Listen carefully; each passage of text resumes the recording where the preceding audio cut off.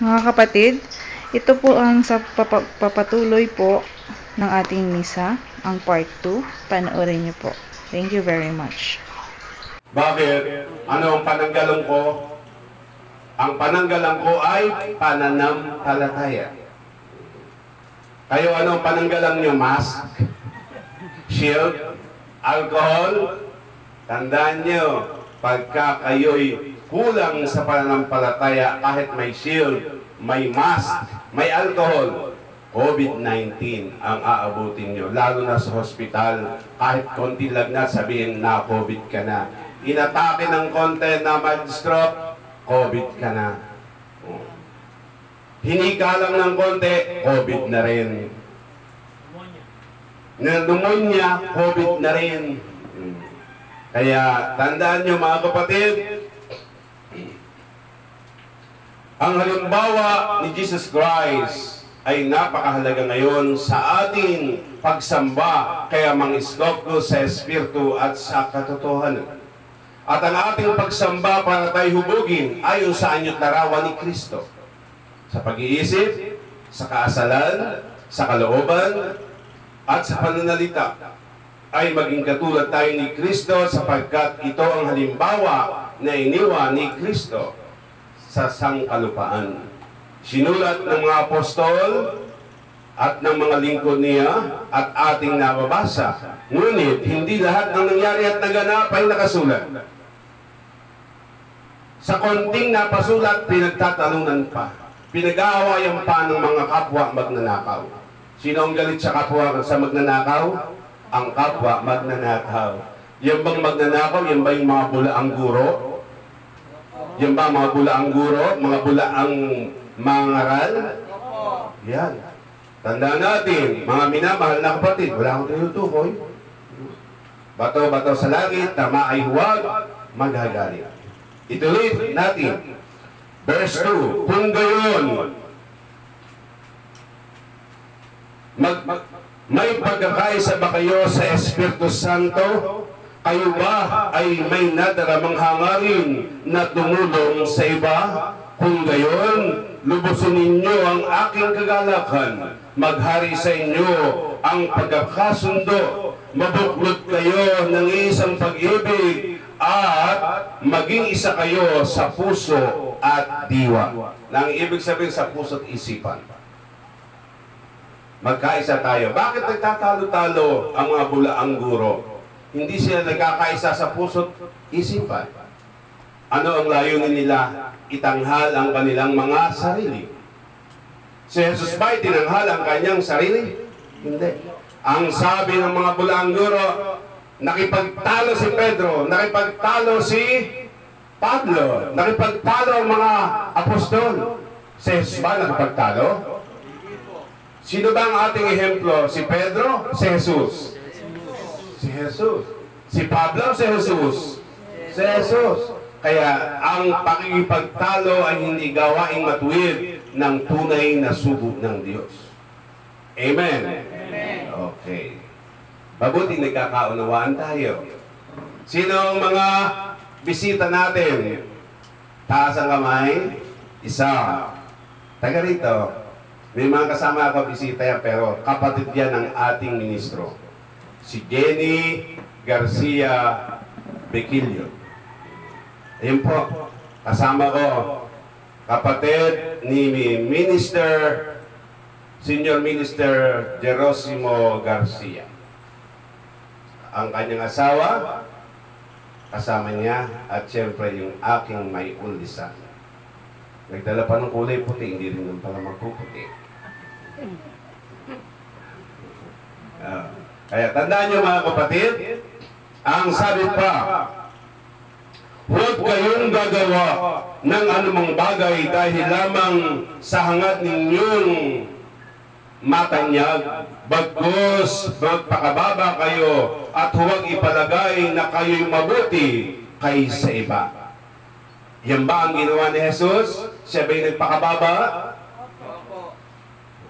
Kaya, ang turo sa atin ng Espiritu Santo, magpakababa kayo. Huwag kayong magpakataas sapagkat ang nagpapakataas ay ibababa at ang nagpapakababa ay itataas. Sabi yan ng kasulatan.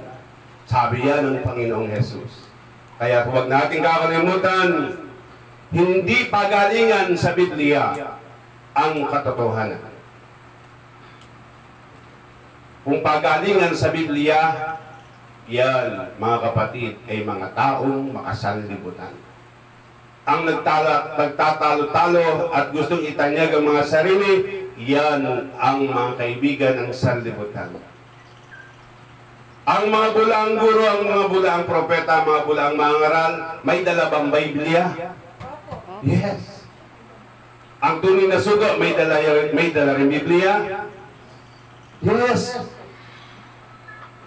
Pero, ang hindi tunay na sugo, magdidibate, magpapagalingan. Hindi yan itinurong halimbawa ni Kristo. Ang itinuro na halimbawa ni Kristo, pagpapakababa at pagpapakamangman. Si Jesus ba ay tinanong ng mga matatalinong taong simbahan? Yes. Minsan lang siya sumagot. At pagkatapos hindi na siya umimik dahil alam niya na walang mangyayari, sabihin niya man ang katotohanan. Hindi na siya umimik. Pero ang tao magpapatayan, maglalaitan para maipakita lamang na sila ay mas tama. Yan ay ang mga bulaang guro at bulaang mangaral. At dala-dala, ang mga taong makasanlibutan ay dalang-dala ng mga matatalinong tao sa Biblia. Namatay na ang pinakamatalino sa Biblia. Sumalangit nawa ang kanyang kaluluwa. Sa ganyan ang buhay. Una-una lang. Masama ba ang mamatay?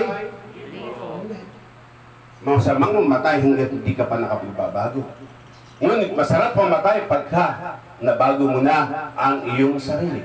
Sapagkat lilipat ka na sa tunay na tahanan, pupunta ka na sa tunay na tirahan, at wala kang takot na harap sa hukuman ni Amang Iskopos para hingin ang mabuting gantimpala. Ang kahatulan, ang pagkakamit ng dakilang gantimpala, katawang panglangit na hindi na makatitikim ng kamatayan sa anumang pamamaraan. Iyan ang silid na pananahanan ng ating kaluluwa na maliligtas sa kumukulong asupre at naglalagablab na apoy. Amen? Amen. Kaya tandaan natin, ang sabi pa sa verse 4, ipagmalasakit ninyo ang kapakanan ng iba, hindi lamang ang sa inyong sarili. Kung ikaw ay nagmamalasakit para sa iyong sarili, unahin mong ipagmalasakit ang para sa iba. Di po ba? Yun ang tama. Hindi sinabi ni Jesus na huwag niyo ipagmalasakit ang inyong sarili. Pero bago mo ipagmalasakit ang iyong sarili, unahin mo ang iyong kapwa bago ang iyong sarili. Pero ang mga bulaang guro, ang unang-unang pinagmamalasakit niyan yung kanilang sarili. Kaya dito kay Amang Iskopos, makaunawa ang may talino. Magpakababa kayo tulad ni Kristo Jesus. Magpakababa kayo tulad ni Kristo Jesus. Kahit siya ay Diyos, hindi siya nagpumilit na manatiling kapantay ng Diyos. Diyos ba si Jesus? Yes.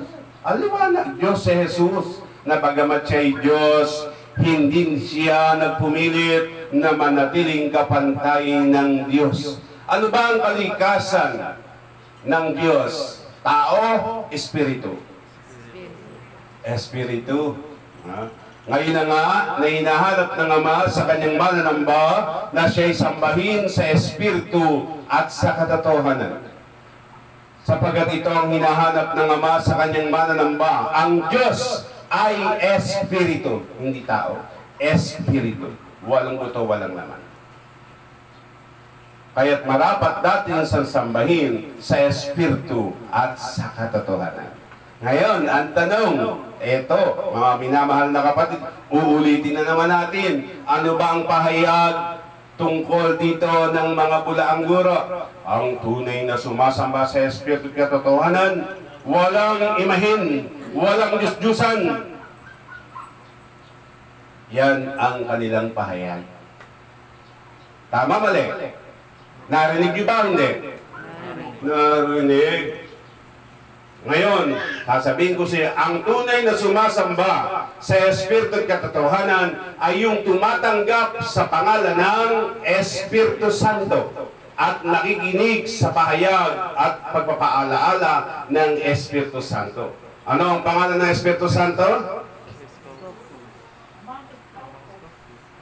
Scopus lang. Ang ama title yun, hindi pangalan. Amang Scopus. Scopus is the name. Nang kayo'y sumamba sa ngalan ng anak, tinanggap niyo ba ang pangalan ni Jesus bilang bugtong na anak ng Diyos? Sister? Yes. Ngayon, paano ka sasamba sa Espiritu Santo at katotohanan? Kailangan tanggapin mo ang pangalan ng Espiritu Santo. Ngunit, ano ang itinuturo ni Amang Scopus ng Espiritu Santo? Ang ipaalaala kung sino, anong aral at turo at halimbawa ni Kristo. Pagka tayo ngayon kailangan sumunod na. Sa second ministry, tinatawag natin ang Panginoong Jesus, ngunit ang sinusunod ay ang turo ng praile, ang turo ng mga bulaang guro. Ngunit dito sa third mystery, ang ating pinagsisikapan na may matupad at may sa pamuhay ay ang aral at turo ni Heso Kristo na ipinapaalaala ni Amang Scopus. Nakasulat ba? Nakasulat ba na ipapaalaala ng Espiritu Santo? Basahin po natin sa aklat ng Juan, chapter 14. Nakasulat ang ganito, mga minamahal na kapatid.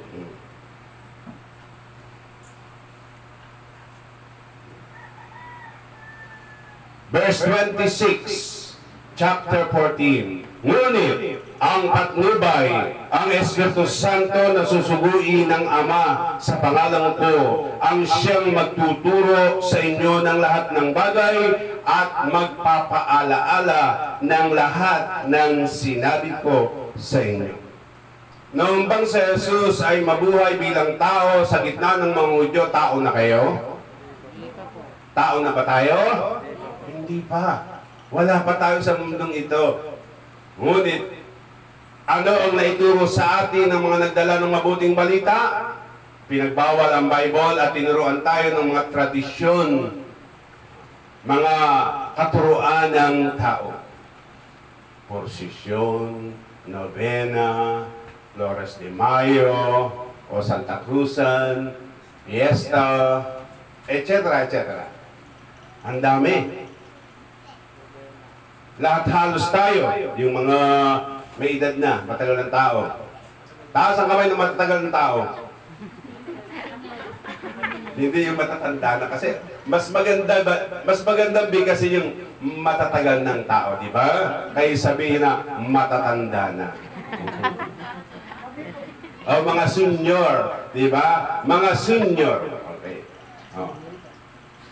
Inabot natin ang mga tradisyon yan mula sa pagtuturo ng mga praile na umagos sa henerasyon o sa linglahi ng ating mga nuno at mga magulang na siyang ipinamana sa atin. At ngayon dumating ang Espiritu Santo para ipaalaala ang lahat ng aral at turo ni Kristo sapagkat nakalimutan natin o hindi natin ito natutunan sapagkat mas natutuhan natin ang aral ng tao. Nangyari at naganap ang nakasulat sa aklat na Roma chapter 1 verse 25. Tinalikdan nila ang katotohanan at pinalitan ng kasinungalingan. Mas sinamba ang nilalang kaysa lumalang. At ang sabi sa Roma chapter 14 verse 23, last sentence, kasalanan ang mga gawa na hindi naaayon sa pananalig. Ang ibig sabihin nun, kasalanan ng mga gawa na hindi naman aral at turo ni Kristo. Kanino ba tayo nagsimula ng pananalig? Sino ang nagdala sa atin nagbigay sa atin ng pananalig? Sino? Hindi, naghatid lang yun. Sino? Sister? Sino ang kayo nagmula ang ating pananalig sa Diyos? Ang ating pananampalataya. Kay Kristo Jesus. Saan nakasulat? Aklat ng Hebreo, Ama natin ng Diyos, chapter 12, verse 2. Ituon natin ang ating paningin kay Jesus na siyang pinagmula ng ating pananampalataya at siya rin ang nagpapasakdal dito. Tinutulungan ba tayo ng Espiritu ng Panginoong Jesus para mapaging sakdal ang ating pananampalataya na iniligaw ng mga praile? Tinutulungan ba tayo? Yes, tinutulungan tayo. Dahil kung hindi tayo tuturuan ng Espiritu Santo, makapagtuturo sa atin ay ang mga nagdadala rin ng Biblia, iba naman ang turo. Kaya tanda natin, kung ang Biblia ay naghahatid ng liwanag sa sangkalupaan, depende sa nagdadala ang liwanag na iyong makukuha, ang iyong makikita. Pagka nadali mo, nasumpungan may mga puro ika po, ay delikado ka. Delikado ang kaluluwa mo.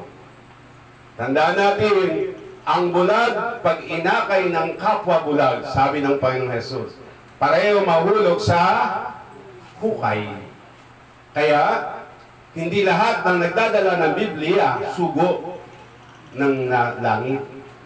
Meron lang silang sugo ng kanilang sarili sapagkat meron silang pansariling layunin. Magpayaman, yung nag-iisip na relihiyon ay isang pamaraan ng pagpapayaman.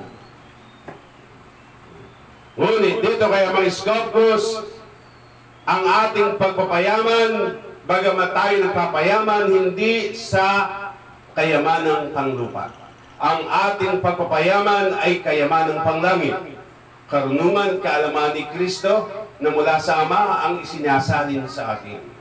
Sa pamamagitan ng ating pakikinig sa sinasabi ng Espiritu sa mga iglesia. Taas ang kamay ng mga iglesia ni Kristo. Taas ang kamay, ang hindi tumaas ang kamay, umalis. Naliligaw kayo. Naliligaw kayo. Tandaan nyo, ang iglesia ay salitang Kastila sa wikang Tagalog. Dito lang sa Ministerio at Ilaw ni Amang Scopus ang liwanag ay inyong makita. Ang ibig sabihin ng iglesia sa wikang Tagalog, mananampalataya. Ba ang mananampalataya ba ang katawan ni Kristo? Yes. Ang iglesia ang katawan ni Kristo. Si Kristo ang ulo. Alin ang dapat masunod? Ang ulo o ang katawan? Ang ulo. Pero ang sinusunod natin, yung kapwa katawan natin, hindi yung ulo. Ang mga praile ba, bahagi ng katawan? Yes. Mananampalataya rin yan. At ang mga kalaban ni Kristo, kaaway ni Kristo, sumasamba rin sa Diyos at nanginginig pa. Yes or no? Yes. Kaya ang sabi sa banal na kasulatan, ang diablo man ay sumasamba rin sa Diyos at nanginginig pa. Amen? Eh dito kayo mga Scopus, maraming nanginginig.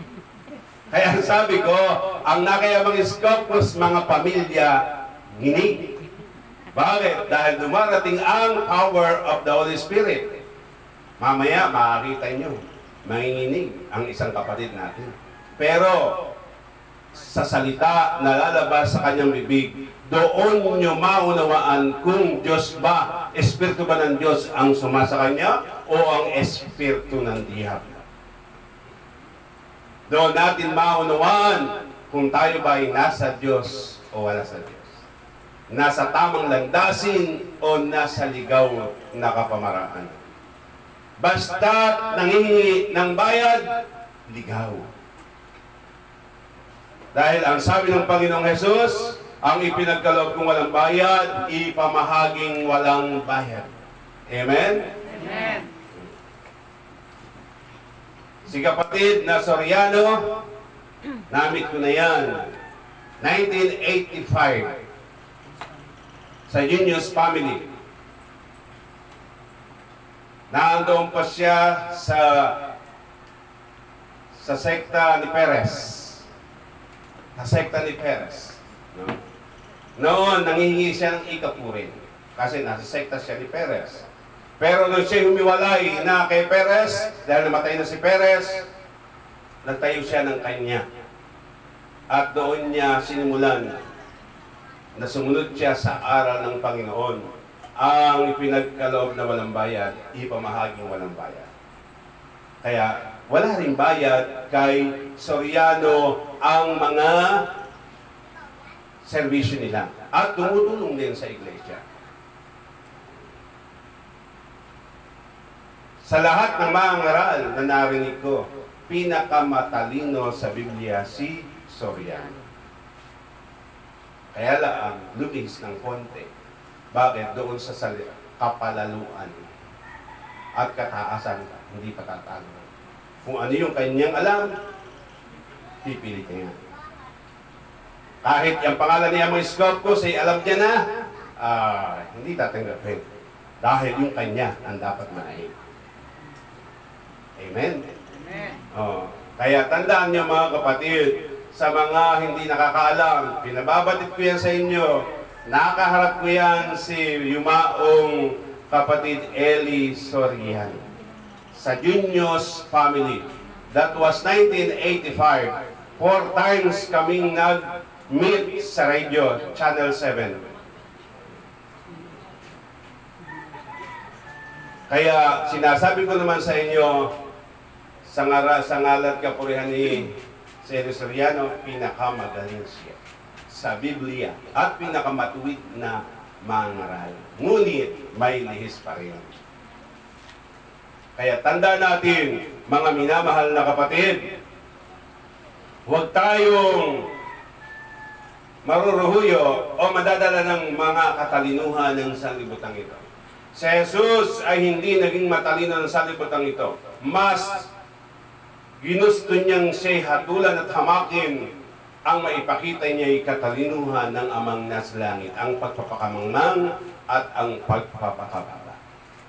Dahil dito sa lupa, habang ikay nagpapakamarunong, darating ang pagtatalo-talo at ang kasalanan. Kaya nga, walang kaligtasan ang mga bulaang guro, nakahanda na sa kanila ang kahindik-hindik na kaparusahan. Kung ang Illuminati, ginagamit ang simbolong ito para masabing sila'y sa Diyos, ngunit sila'y Antikristo. Ginagamit ang titik na 3 figure na 666 para masabing sila ay sa Diyos. Ngunit ang interpretasyon naman nila dyan ay masama, na hindi katulad ng ating interpretasyon na pagtuturo sa atin ng Espiritu Santo. Maunawaan natin, huwag mo nang tawagin Holy Bible kung i-interpret mo sa masama ang nakasulat. Ito ay banal na kasulatan, Holy Bible. Bakit mo i-interpret sa masama? Hindi tayo dadako muna doon sa mga talinghagang na kasulat. Okay? Dahil malilihis tayo sa ating nililinya. Ang halimbawa ni Kristo. Kaya balik tayo sa aklat ng Pilipos. Ano pa ang sabi mga kapatid? Sa chapter 2, verse 6. Kahit si Diyos, hindi siya nagpumilit na matatiling kapantay ng Diyos. Dahil ang Diyos ay Espiritu, hindi tao. At ipinakita niya yung halimbawa na marapat tularan ng tao. Hindi niya, hinubad niya yung kanyang pagka-Diyos at ang kanyang ipinakita ay ang marapat na halimbawa na dapat tularan ng tao. Yung pagpapakababa, pagpapakamangmang. Wala sa kanya ang pagmamataas at pagmamarunong. Bagamat siya, nasa kanya yon, hindi niya ginamit yung kanyang karapatang yon. Hinubad niya ang karapatan niya bilang Diyos at namuhay na bilang tao. At bilang tao na marapat natin tularan, siya hindi nagpakarunong, nagpakababa siya, nagpakamangmang siya. Sa harapan ng mga taong nagmamatalino sa kanyang harapan. Kaya huwag natin kakalimutan, sa halip ay kusa niyang binitawan ang karapatan niyang ito at namuhay na isang alipin. Alipin ng sanlibutan. Alipin ng salita ng Diyos. Alin daw ng tama? Alipin ng sanlibutan ito, alipin ng Diyos. Siya'y namuhay na isang alipin ng sanlibutan, alipin ng Diyos. Walang makasagot, ha?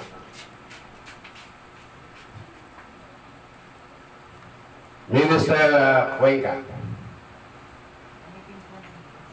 Alipin ng Diyos. Ano ibig sabihin ng alipin ng sanlibutan? Pagka ikaw ay alipin ng sanlibutan, sumusunod ka sa takbo ng mundong ito. Pag alipin ng Diyos, sumusunod ka sa salita ng Amang nasa langit. Kaya si Jesus ay namuhay na alipin ng Diyos. Kayo ba, bagamat tayo may karapatan ng tumawag ng Ama, dapat pa rin tayong paalipin sa salita ni Amang Iskopkos? Sa pinapaala-ala na aral turo ng Panginoon? Yes. Doon tayo magpapaalipin. At ang buod ng aral turo ng Panginoong Jesus ay ipinahayag ngayon sa atin ni Amang Iskopkos. Iyan ang batas panglinis. Iyan ang pagkapamuhay ng Panginoon. Iyan ang halimbawang itinuro ng Panginoon. Wala sa Panginoong Yesus ang kapalaluan, wala sa Panginoong Yesus ang kataasan, wala sa Panginoong Yesus ang kaharutan, wala sa Panginoong Yesus ang karamutan, wala sa Kanya ang init ng ulo, wala ang ngit-ngit sa kapwa-tao, pero nagagalit siya. Pagka siya nagalit, ano yung pinapanig ni Jesus? Isip, puso. Isip, puso. Mali. Elder Ganelo. Ang ginamit ni Jesus ay isip. Dahil ang sabi sa aklat ng mga aral, ang matalino ay inaakay ng kanyang isipan tungo sa kabutihan, ngunit ang mangmang ay hinihila ng kanyang damdamin tungo sa kasamaan. Kaya tandaan nyo mga kapatid, ngayon tayo na kaya mga Iskopkos at may dumarating na pagsubok, panunukso ng mga nasa kapaligiran, ito ang laging pananaigin isip dahil ang isip ang kumokontrol sa ating pagkatao. Ang damdamin ng naig, dito tayo nagkakasala, init ng ulo. Pananalitang walang habis at walang katuturan sa nakaririnig. Pananalitang may masasama na hindi pakikinabang ang nakakarinig. Ang sabi ng kasulatan, sikapin ninyo sa bawat nyong pagsasalita, ang inyong mga salita ay magiging kapakinabangan sa makaririnig. Kaya pagka kayo ay nagsasalita ng masama, especially ang pagmumura, huwag nyo yung paparinig sa bata. Kasi isipin ng bata, okay lang yun. Ako noon ay nagmumura. Napakasama pa. Pero nung tanggapin ko si Amang Iskopkos, unti-unti ko yung inalis. Kaya ang lahat ay nababago, hindi sa biglaan, kundi sa unti-unting pamaraan. Step by step. Tandaan natin, tayo dinatna ni Amang Iskopkos na sanga ng isang puno ng mga makukunat na, malulutong na. Kung bibiglayin yan, mababalik. Kaya ang paghuhutok ng Diyos sa atin ay unti-unti. Unti-unti. Binibigyan tayo ng pagkakataon na mabago nating kusang loob ang ating sarili. Ayon sa anyong tarawan ni Kristo. Ayon sa halimbawa na iniwan ni Kristo sa ating dito sa lupa. Amen. Amen. Naintindihan niyo po ba? Sinasabi ko. Pagka hindi naintindihan, magsalita kayo. At uulitin ko. Hindi ako magsasawang ulit-ulitin to. Dahil walang gamot sa tanga kundi ulit-ulitin. Di po ba? Walang gamot sa mangma kundi ulit-ulitin.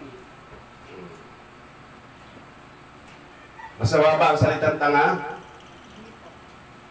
Sa iba, sabi, mura. Hindi mura. Ang salitang tanga, ang salitang mangmang ay salitang pang-uri. Mga salitang pang-uri. Pagka ikaw ay may alam, sasabihin bang ikaw ay tanga? Meron na may alam na, tanga pa rin minsan, di ba? Sa 10 alam mo, may isa kang mali. Ano ba sabihin siya? Tanga pa rin, di ba?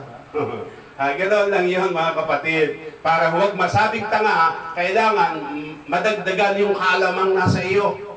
Para huwag masabing tanga.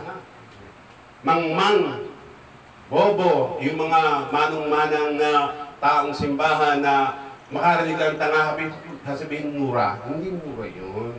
Tandaan natin, no? Yun ay salitang pang-uri. Para huwag kang masabihang tanga, mag-aaral ka. Para hindi ka masabihang mangmang ka, mag-aaral ka. Kaya tayo tinawag para mag-aral, hindi para makinig lang. At hindi lahat ng nakikinig ay natututo. Ang natututo, makikita mo sa gawa at pamumuhay. Kung yung napakinggan, isinasapamuhay. Pag hindi sinasapamuhay, ang ibig sabihin, hindi ka mabubuhay mula sa kamatayan. Hindi mabubuhay ang iyong pananampalataya, mananatili ka sa kamatayan. Ewan ko kung nabigkas ko na rito. Ang taong patay ang pananampalataya, pag namatay ang katawang laman, kulay itim ang kaluluwa. Yun ang mga patay na kaluluwa. Ang pangalawang kamatayan, idadalhin sa kumukulong asupre ang itimong kaluluwa. Kapag ang iyong pananampalataya ay buhay, kulay puti ang iyong kaluluwa. At pag ikaw ay buhay ang pananampalataya, buhay ang iyong katawan, ang iyong espiritu, dahil sa bisa ng kapangyarihan ng Diyos. Ano ba yung kapangyarihan ng Diyos? Ito ba ang salita ni Kristo? Yes. Ang salita ni Kristo ang bubuhay sa mga patay. Sa wakas ng panahon, sa huling tunog ng pakakak, sa isang iglap, sa isang sandali, ang mga patay ay mabubuhay. Kasama ba kayo sa mga patay na mabubuhay? Yung nakikinig sa sinasabi ng Espiritu sa Iglesia. Kung yung nakikinig nga, hindi pa halos mabuhay dahil ang titigas ng ulo. Siya mabubuhay, di iintindi at sinasapamuhay ang napakinggan. Yun ang mabubuhay. Ngayon, alin ang pamamanahan ng katawang panlangit? Katawang panlupa o kaluluwa mo? Kaluluwa mo. Tandaan niyo po, meron tayong katawang panlupa, ito'y namamatay, ito'y nasusugatan, ito'y nagkakaramit ng karamdaman, ngunit ang katawang panlangit, wala ng kamatayan. Wala ng kamatayan at ito'y ibibigay sa magtatagumpay.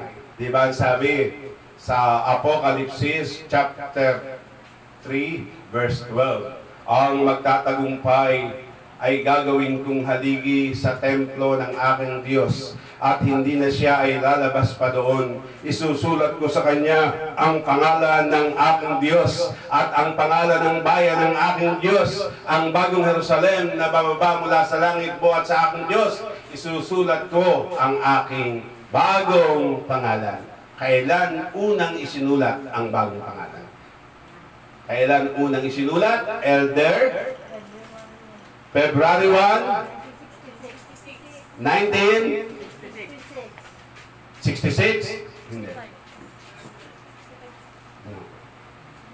Hindi February 1, 1966.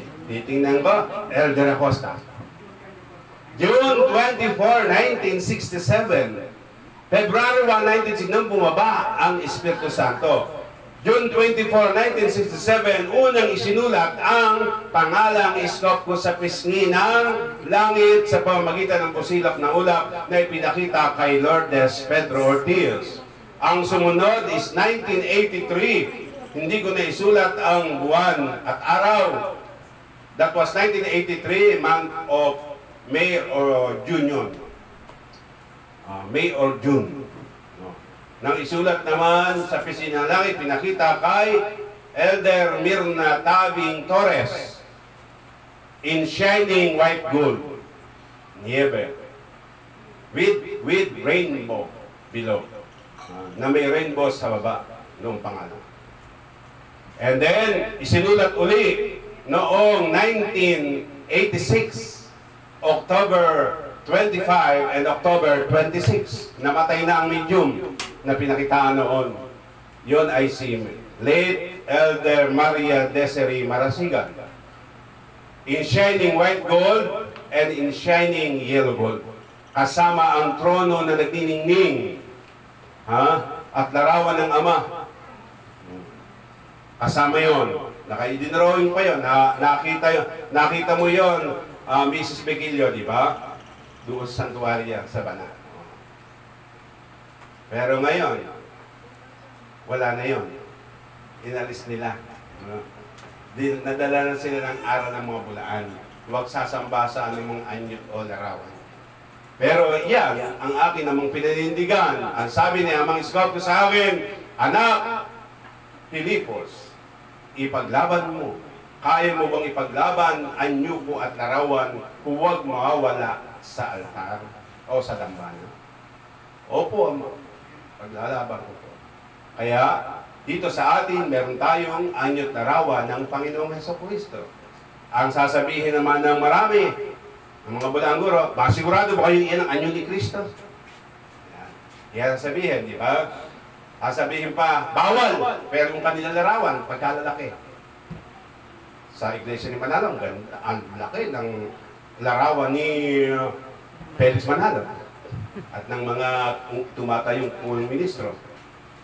Sa mga coordinating center naman natin daan, ang laki ng larawan ni Soriano. Pero bawal sa kanila, anyot larawan. Isipin niyo mga kapatid, ano ibig kong ipaunawa sa inyo? Inaalis na nila yung karapatan ng Diyos. Pero ang ipinapalit, yung karapatan nila, yung larawan nila ipinapalit. So, maging matalino kayo. Kung talagang bawal, kahit anong larawan, bawal. Pero ang tanong, pinagbawal na ba ng Diyos sa kanyang templo may larawan? Pinagbawal ba? Hindi. Sa panahon pa ni Moises, ang Diyos ang nagbigay ng mga pangitain at tagubilin kay Moises, gumawa ng mga larawan ng kerubin. Sa templong tipanan, puno ng larawan ng kerubin. At nang magkaroon ng pagkakataon na igawa ng kaban ang tipan, sa babaw ng kaban ay ipinalagay ng Diyos 2 kerubin. So, hindi bawal ang anyot larawan sa loob. Huwag mo lang sasambahin. Yun ang bawal, yung sambahin mo yung larawan ng nilalang. Naunawaan niyo ibig sabihin? Kaya dito, kaya mga Iskopos, pagka ako ba ay namatay, hindi niyo ako gagawa ng larawan? Gagawa niyo ako, di ba? Kahit ayoko. Gagawa niyo ako. Ba, gusto niyong maalala ang kagwapuhan ko, di ba? Ganun lang yun.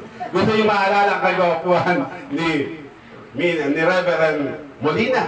Oh, kapag ka si Jenny Bequilio namatay, oh, hindi pwedeng hindi gagawa yan ng kanyang asawa. Eto, mga anak, ang inyong ina. Mga apo ko, etong lola. Lola na. Lola, oh. Kaya hindi pwedeng mawala noong panahon ng mga apostol. Ang mga Kristiyano ba ay sumamba sa anyot larawan? Sa panahon ng mga apostol, nang tanggapin nila ang Panginoong Hesus at ang mabuting balitang ito, sumamba ba sila sa anyot larawan? Hindi. Hindi. Buhay pa eh. Buhay pa sila. Oh, buhay pa sila nung nagkaroon lamang sila ng anyot lang mamatay. Amen. Si Rizal ba bayanin ng ating lahi? Bayanin ng ating lahi si Rizal? Oh. May rebulto ba siya? Ginagalang? Hindi. Ginagalang. Ginagalang, di ba? Sino pa ang mga larawan ng ating Pangulo? Lalo na si President Marcos na pinasama ng mga kalaban. Oh, di ba ngayon, yung dinuhagi at inapi at pinagsabihan ng kung anong akusasyon, numilitaw ngayon ang liwanag na siya ang tunay na dakila na Pangulo ng bansang Pilipinas, na nagdala ng kaginhawahan sa bansang Pilipinas, ngunit nang siya alisin ay unti-unti lumubog ang bansang Pilipinas. Oh, yung mga tanga, sumunod doon sa EDSA, natuto na ngayon. Natuto na ngayon. Di ba? Kaya yung katotohanan, hindi pwedeng manatiling lihim. Lilitaw at liliwagan ang katotohanan.